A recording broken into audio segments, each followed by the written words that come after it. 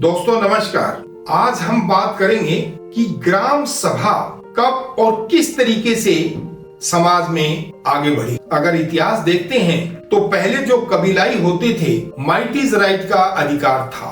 तो वो जो ताकतवर आदमी होता था वो अपना एक सिस्टम आसपास के इलाकों को जीत के बना लेता था। उसी के तरह एक राजा का सिस्टम तैयार हुआ और उन्हीं के एवज में राजा लोग हमेशा अपने 5 अधिकारों के साथ संतुष्ट रहते थे। पहला अधिकार था उनका फौज, बाहर के देशों से लड़ाई सुरक्षा करना अपने कबीलों की या अपने राज्य की। नंबर 2 पुलिस, अंदर अगर छोटे गांव लड़ने लग जाएं तो उसके लिए पुलिस की व्यवस्था बनाएगी।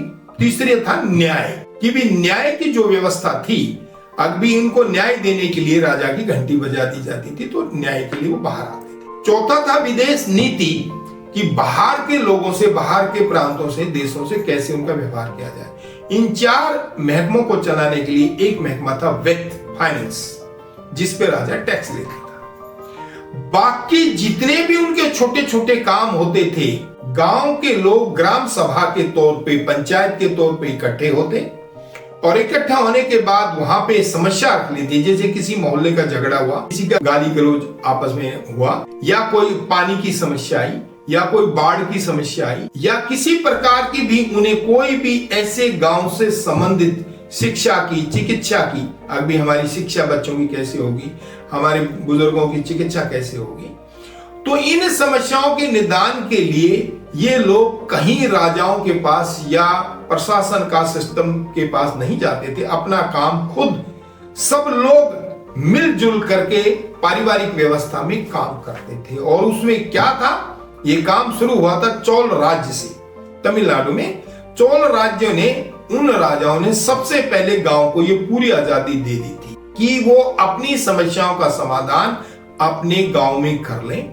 और उसमें 4 व्यवस्था थी गांव को आजादी, कि आप निर्णय लेने में आजाद हो। नंबर 2 उनको बताया स्वावलंबन, कि आप अपने रोजगार तैयार करने के लिए भी स्वतंत्र हो।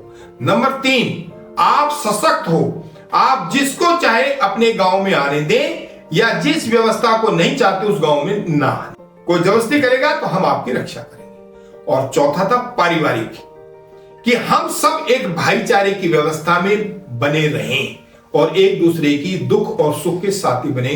तो इस तरह से ग्राम सभा का सिस्टम चोल साम्राज्य शुरू हुआ।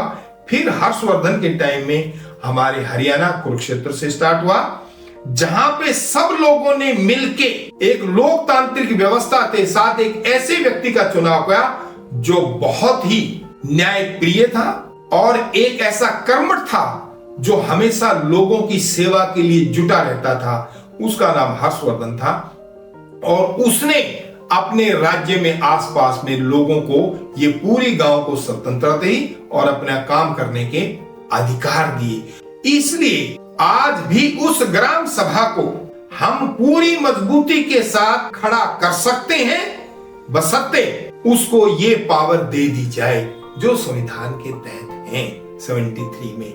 लेकिन सरकारों ने, अभी भी राज्य सरकार उन पावरों को अपने पास रखा हुआ है, उनको वो छोड़ नहीं रहे हैं। और यही हमारा अभियान है कि हमने अपने अधिकार, भारत के नागरिक बन के गुलामी की व्यवस्था को हटा के हमें ये आजादी के अधिकार अवश्य ही लेने हैं। यही व्यवस्था परिवर्तन का अभियान है।